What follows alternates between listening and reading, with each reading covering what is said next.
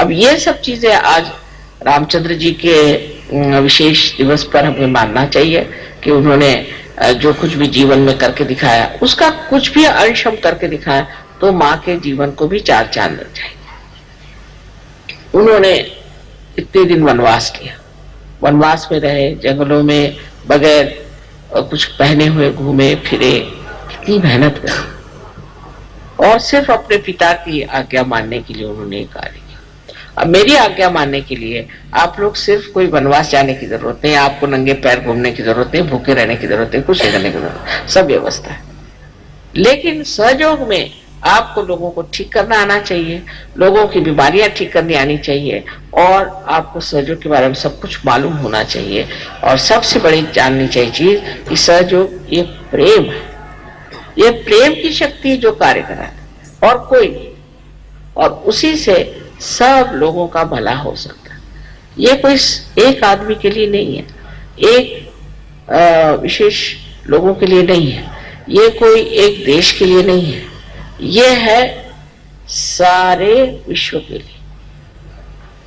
तो एक ये भी देखना चाहिए कि हमारा चित्त कैसा है, कहाँ जाता है, बार बार करके हमारा चित्त जाता है, उसको चित्त को निरोध करना चाहिए, रोकना चाहिए, उसमें आत्मा की शक्ति पूरी तरह से भरनी चाहिए और मनुष्य को एकाग्र होकर के हर कार्य को करना चाहिए। भक्ति भाव से, प्रेम से अगर जो करेगा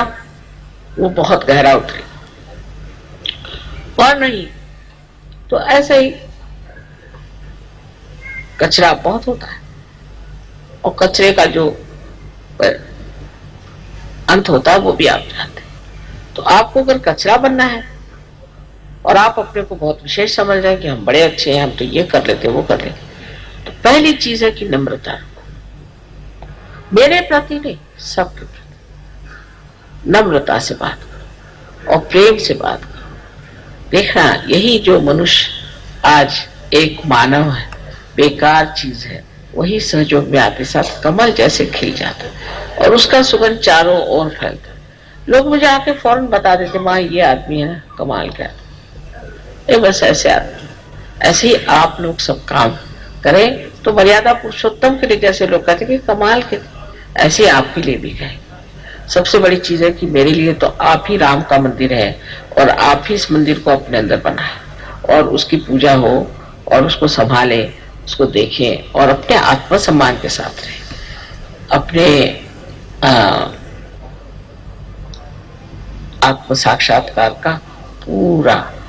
फायदा भी उठा रहे और उसी के साथ उसकी पूरी इज्जत और उसके प्रति भक्ति होनी चाहिए